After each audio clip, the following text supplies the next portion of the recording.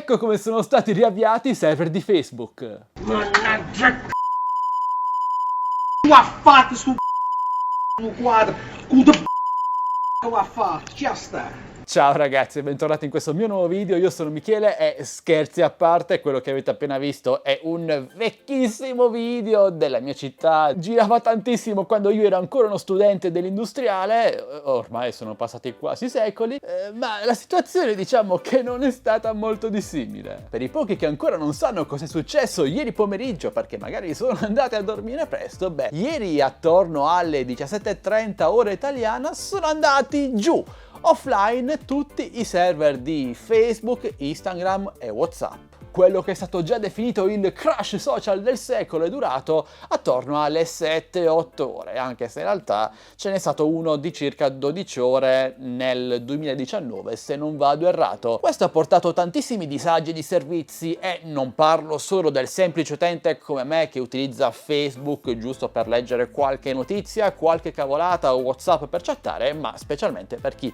utilizza queste piattaforme per lavorare. Ci sono state delle perdite davvero enormi. Lo stesso Zuckerberg, si pronuncia così, ha perso oltre 7 miliardi di dollari nel giro di appunto 7 ore. 1 miliardo all'ora, wow. Ma cosa ha causato questo incidente? Beh, non ci sono notizie certe o completamente affidabili. C'è chi sostiene che sia scoppiato un intero nodo, quindi a cascata sono crashate tutte le piattaforme principali dell'azienda. C'è chi sostiene che ci siano stati dei problemi di certificati, DNS, un attacco di cybercriminali e insomma ci sono tante voci. Poi magari nei prossimi giorni verrà fuori qualcosa di concreto, ma per ora ognuno dice la sua. Però non voglio soffermarmi tanto su questo aspetto, ovvero su cosa abbia causato questo incidente di percorso, ma sulle conseguenze che ha comportato, in quanto ho notato, e non solo io, come potete vedere da questo grafico che raccoglie le segnalazioni sulle principali piattaforme online,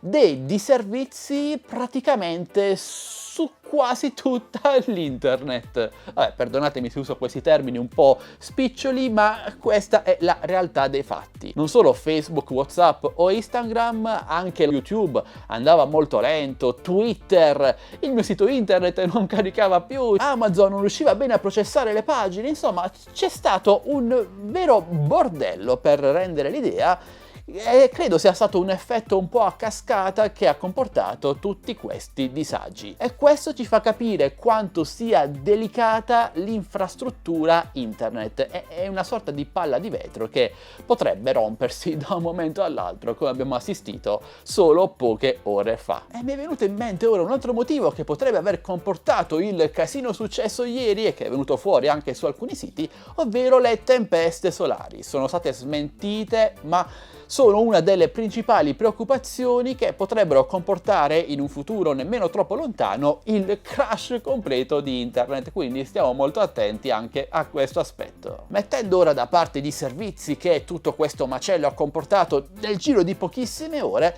c'è stato anche un altro problema molto grave, quello delle truffe online, perché i truffatori non perdono tempo. Già da pochissimi minuti dopo il crash totale delle piattaforme social, qui su YouTube, e non solo su YouTube, sono venuti fuori tanti live streaming di un presunto Zuckerberg in cui lui parlava del motivo che ha portato il crash delle sue piattaforme. In realtà non era così, l'intervista parlava di tutt'altro, ma magari qualcuno che non è ben addentrato nella lingua inglese ci è cascato, ha cliccato sui link nella descrizione di quei video che portavano al download di APK contenenti virus, siti spacciati per Facebook funzionanti, eccetera, che hanno rubato tanti dati online. Quindi amici, se voi avete cliccato sui link di queste presunte live, beh, state molto attenti, fate una bella scansione del vostro computer contro i malware, virus, eccetera, e sperate che non sia stato trafugato nulla di importante. Aggiungo infine che l'unica piattaforma che è riuscita a resistere a tutto questo caos, ok, magari con qualche rallentamento nell'inviare video e foto, ma è comprensibile,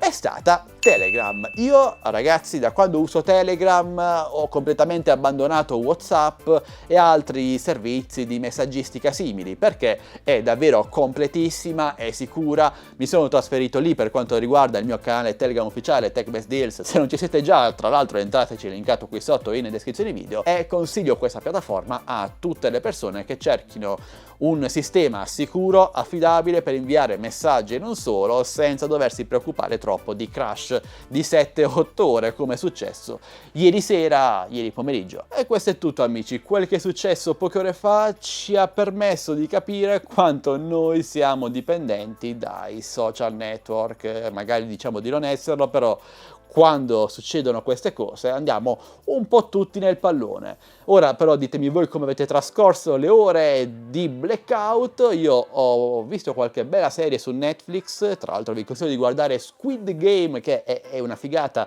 atomica, ma ditemi voi cosa ne pensate, secondo voi cosa ha causato questo inconveniente? Parliamone qui sotto nei commenti, discutiamone, dite la vostra, vi aspetto. Vi invito ancora una volta ad entrare nel mio canale Telegram ufficiale TechBest Deals, linkato nei primi righi qui sotto in descrizione video. Tra l'altro ieri ho aperto anche una chat temporanea in cui parlare per passare un po' di tempo. Siamo arrivati in pochi minuti ad oltre 100 membri, grazie a tutti, abbiamo fatto amicizia, conoscenza. Comunque vi aspetto su Telegram e sul mio gruppo Facebook, finché resta online Facebook, e se questo video vi è piaciuto, potete supportarmi con un like, un commento, una condivisione, iscrivendovi se non l'avete già fatto e attivando la campanellina per non perdere le notifiche dei miei nuovi prossimi video. E direi che questo è davvero tutto. Io ora vi saluto e vi do appuntamento al mio prossimo video, sempre che vogliate, sempre qui su Addicted to Tech. Alla prossima, ciao ragazzi!